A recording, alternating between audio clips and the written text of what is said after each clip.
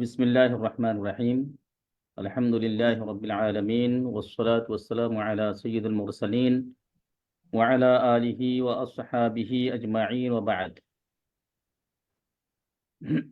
আজকের এই আলোচনা সভা এবং দোয়া অনুষ্ঠানের মহতারাম সভাপতি,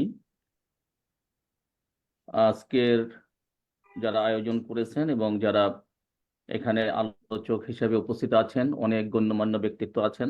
বিশেষ করে আমার শ্রদ্ধেয় শিক্ষক অধ্যক্ষ মাওলানা জাইনুল আবেদিন হাফিজাহুমুল্লাহ, তিনি উপস্থিত আছেন আমাদের মাঝে, এবং বাংলাদেশের বিভিন্ন বিশ্ববিদ্যালয়ের শিক্ষকবৃন্দ, দেশের বাইরে থেকে যারা অংশগ্রহণ করেছেন, যারা অনুষ্ঠান দেখছেন এবং শুনছেন, সবাইকে সালাম জানাচ্ছি। আসসালামু আলাইকুম ওয়া রাহমাতুল্লাহি ওয়া বারাকাতুহু। আমি প্রথমেই ওয়ার্ল্ড মুসলিম হেরিটেজ রিসার্চ সেন্টারকে আমি ধন্যবাদ জানাচ্ছি, এরকম এক মহান ব্যক্তিত্বের উপরে কিছু আলোচনা করার সুযোগ আমাকে দেওয়ার জন্য এবং এই আলোচনা সভা আয়োজনের জন্য, কারণ এটি আমাদের জন্য অত্যন্ত প্রয়োজন।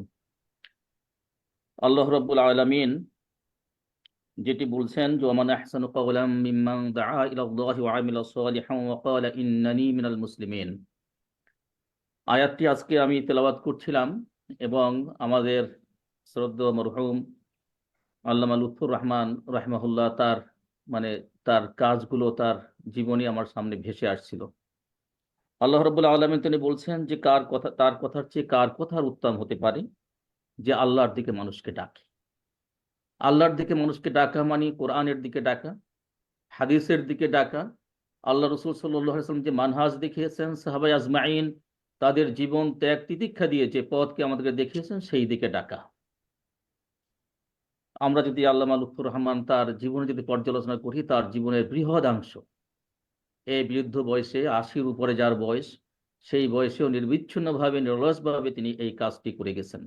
তিনি কোনো দলের দিকে মানুষকে ডাকেননি, তার নিজের মুরিদ হওয়ার জন্য ডাকেননি, কোনো পথের দিকে ডাকেননি, তিনি আল্লাহর দিকে মানুষকে ডেকে গিয়েছেন। ওয়া আমিলা সালিহান, এবং যে সৎ কাজ করেছে। আমরা তার যারা সঙ্গী সাথী যারা ছিলেন, আমার শ্রদ্ধেয় শিক্ষক তিনি তার সম্পর্কে বলে গেলেন, যে ছাত্র জীবন থেকে তার সাথে পরিচয়। আমরাও যারা দেখেছি তাকে, যে একজন সজ্জন মানুষ, যার জীবনে কোনো কলঙ্ক তাকে স্পর্শ করতে পারেনি। আমি এই অর্থে বলছি, তিনি যে মাসুম এটা আমি বলছি না, কিন্তু অন্যান্য যারা আলিম, যারা এই ধরনের বক্তা, তাদের ব্যাপারে, অনেকের ব্যাপারে যত কথা শোনা যায়, যে তার ব্যাপারে এরকম কথা আমরা শুনি না, অথচ তিনি কিভাবে সাবলীল ভাবে, স্বাচ্ছন্দ্যে তিনি তার জীবনটি পার করে গিয়েছেন। ইন্নানি মিনাল মুসলিমিন, বুক ফুলিয়ে নিজের পরিচয় তিনি নিজে দিয়ে গেছেন এই সমাজে। কখনো কোনো শক্তির কাছে আপোষ করেননি তিনি, কখনো তিনি নিজের পরিচয়কে গোপন করার চেষ্টা করেননি, কখনো তথাকথিত হেকমতের কথা বলে তিনি অন্যভাবে চলার চেষ্টা তিনি করেননি। তাহলে আমরা এই আয়াতের আলোকে, আমি যখন তার জীবনে যখন একটু চিন্তা করলাম, তার কর্মপন্থা চিন্তা করলাম, দেখলাম যে প্রতি আয়াতের বাঁকে বাঁকে তার জীবনের ভাগগুলো মিলে যাচ্ছে। আল্লাহ রাব্বুল আলামিন ভালো জানেন, আমরা জানি না, বাহ্যিকভাবে আমরা দেখেছি। একজন দায়ী হিসাবে, একজন দায়ীর মর্যাদা যেটুকু পাওয়ার জন্য আল্লাহ রাব্বুল আলামিন যেভাবে ঘোষণা দিয়েছেন, তার সাথে তার জীবনটি মিলে যাচ্ছে। আল্লাহ রাব্বুল আলামিন বলেছেন, কুল্লু নাফসিন যায়িকাতুল মাউত ওয়া ইন্নামা তুওয়াফাউনা উজুরাকুম ইয়াওমাল কিয়ামাহ ফামান যুহজিহা আনিন নারি ওয়া উদখিলাল জান্নাতা ফাকাদ ফাজ। আমাদের দৃঢ় বিশ্বাস, তিনি তার কর্মময়, তার জীবন দিয়ে, তার কর্মপথ দিয়ে তিনি দেখিয়ে গেছেন। আমাদের বিশ্বাস যে তিনি নিজেকে জাহান্নাম থেকে দূরে সরিয়ে তিনি জান্নাতের দিকে তিনি এগিয়ে গিয়েছেন। ফাকাদ ফাজ। আমরা আল্লাহ রাব্বুল আলামিনের কাছে দোয়া করি, আল্লাহ রাব্বুল আলামিন তাকে সফল মানুষ হিসাবে, সফল ব্যক্তিত্ব হিসেবে, আল্লাহ রাব্বুল আলামিনের একজন সফল সৃষ্ট জীব হিসেবে আল্লাহ রাব্বুল আলামিন তাকে জান্নাতুল ফেরদাউস নসিব করুন। সম্মানিত উপস্থিতি, আমার সাথে তার স্মৃতি আমার সাথে খুব যে দীর্ঘ তা নয়। আমি তার সাথে একসাথে অনেক প্রোগ্রাম করেছি। আমি দেখেছি যে একজন পরিপাটি মানুষ, তাকে যতটুকু সময় দেওয়া হয়েছে, যে বিষয় দেওয়া হয়েছে, তিনি এই বয়সেও যথাযথভাবে খেয়াল করে তিনি তার দায়িত্ব পালন করেছেন। কখনো এমনটি হয়নি যে বিষয় ছেড়ে আরেক দিক চলে গেছেন, সময় পার হয়ে গেছে, তাকে বারবার করা হয়েছে, এমনটি কখনো ঘটেনি। কখনো কোনো প্রোগ্রামের দাওয়াত দেওয়ার দায়িত্ব আমার উপরে তার ছিল। ওনাকে যখন ফোন দিয়েছে উনি বলতেন, বাবা আমি তো সবকিছু বুঝি না, এই এখন ভার্চুয়ালি উজ্জ্বল আছে, তার সাথে একটু তোমরা যোগাযোগ করো, তাহলে সেই ব্যবস্থা করে দিতে পারবে। এছাড়া আমার শরীরটা একটু খারাপ লাগছে, আমি পারবো কিনা জানি না, কিন্তু আমরা যখন জুম ওপেন করেছি দেখি যে সবার আগে উনি উপস্থিত, উনি সবার আগে যুক্ত হয়ে যাচ্ছেন। তো এই যে আমি শুধু চিন্তা করেছি যে এই বয়সে তিনি যে দৃষ্টান্ত আমাদের সামনে রেখে গেছেন, তিনি যে কাজগুলো করে গেছেন, এটা কিন্তু আমরা অনেকে এই অল্প বয়সে হওয়ার কারণে বা আমাদের চেয়ে যারা কম বয়স অনেক কিন্তু সেভাবে পাই।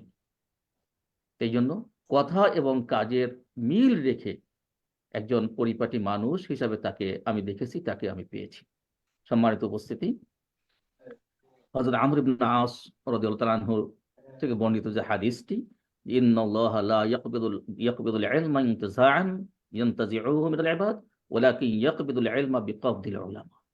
আমাদেরকে খুব সতর্ক দৃষ্টি রাখতে হবে যে আলেমদেরকে আল্লাহ রাব্বুল আলামিন এক এক করে উঠিয়ে নিচ্ছেন। আমাদের সমাজে যে ঘাটতিটি হচ্ছে, সেটি হচ্ছে ইলমের ঘাটতি হয়ে যাচ্ছে। ঠিক সেই জায়গাগুলো পূরণ করার মতো লোক আসছে না।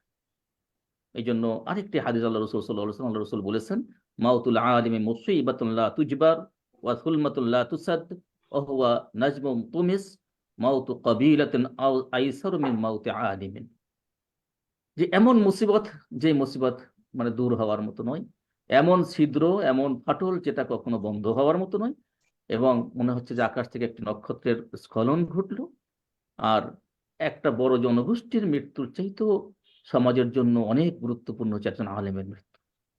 আল্লাহ রাব্বুল আলামিন, আল্লাহ রাসূল সাল্লাল্লাহু আলাইহি ওয়াসাল্লাম যে হাদিসটি বলেছেন, তার সাথে আমরা হিসাব করলে কিন্তু মিলে যাচ্ছি। কারণ আমরা দেখছি যে আজকে দাওয়াতি মাঠে যে আমি নির্দ্বিধায় বলছি, আপনারা অনেকে হয়তো একমত হবেন, কেউ ভিন্ন মত পোষণ করতে পারছেন, দাওয়াতি মাঠে যারা আছেন তাদের অনেকেরই সেই ইলমি কাফাআত, সেই মালাকাত কিন্তু নেই। তো উনি যেভাবে মানে দাওয়াতি মাঠকে যেভাবে তার ইলম এবং আমলের সমন্বয়ে যেভাবে অগ্রসর হয়েছেন, সেটির অনেক ঘাটতি রয়েছে। আজকে তার অনেক প্রয়োজন ছিল। বিশেষ করে একেবারে রিসেন্টলি আলেমদের মধ্যে যে দ্বন্দ্ব সংঘাত, আমার উস্তাদ তিনি বলেছেন যে অনেক প্রকাশ্য রূপ নিয়েছে। আগে এই সমস্ত আকীদাগত মানহাজগত মাসালাগুলো আলেমদের মধ্যে নিজেদের মধ্যে বিতর্ক হতো, এটা সাধারণ মানুষ পর্যায়ে কখনো যেত না।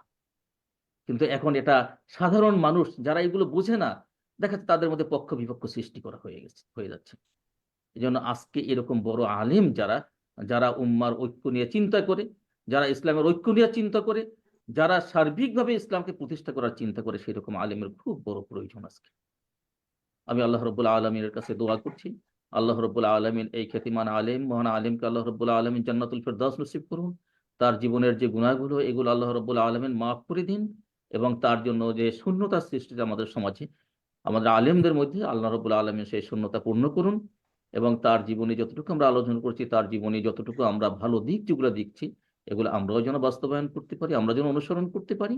আল্লাহ রাব্বুল আলামিন সেই তৌফিক দান করুন। সবার সুস্বাস্থ্য কামনা করছি, সবার হেফাজত কামনা করে আমার কথা শেষ করছি। আসসালামু আলাইকুম ওয়া রাহমাতুল্লাহি ওয়া বারাকাতুহু।